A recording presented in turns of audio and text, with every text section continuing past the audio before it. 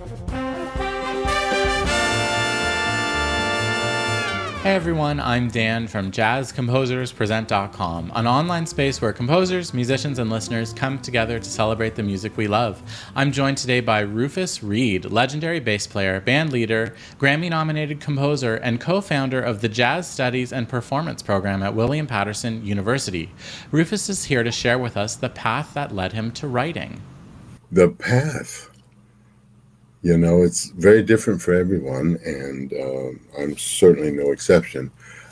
For me, I think it really came rather late in my career. But I must say that I have always been intrigued with how people can come up with music, and then I've had the opportunity to play it and maybe even to record it. And I've always wondered, how did they do that?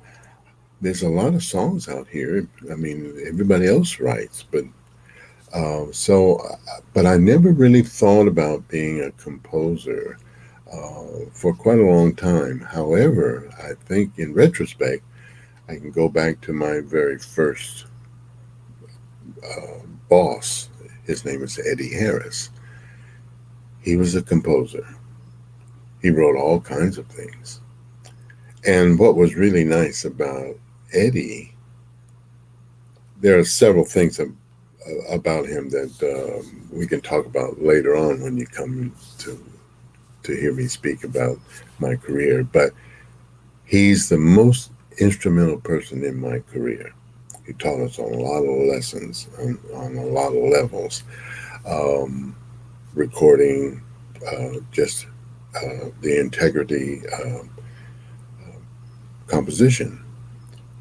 And he would say, well, Rufus, make up a bass, some bass line, some kind of slick something or other. And I was playing electric bass and double bass.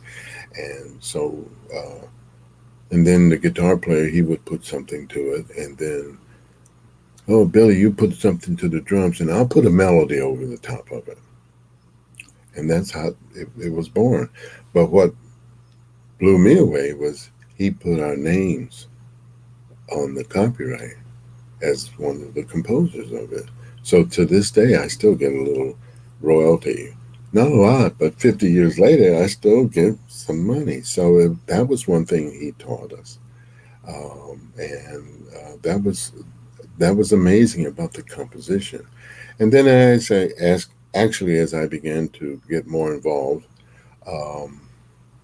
I got to Chicago and I saw Horace Silver, saw how he was composing all of his. I'd look at the records and he would write all those tunes, and they were published by him too. Eddie Harris was the same way. I said, wow, what is that? So, and then I have had the great fortune of playing with the Thad Jones and Mel Lewis band when I first moved to New York City. And being able to play in the band and then play the music of Bob Brookmeyer and Thad and Slide Hampton and Jimmy Heath.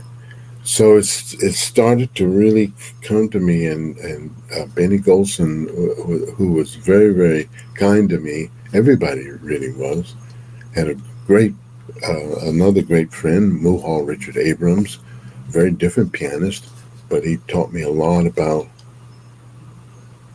just go for it, And then I just got so involved and teaching and whatnot. It was, there's only so many hours in the day. So consequently, I was getting to the point where I was going to retire from teaching, and I immediately signed up to get into the BMI Composers Workshop.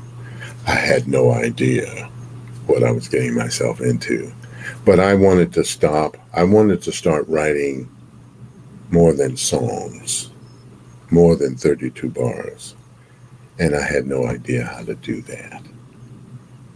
So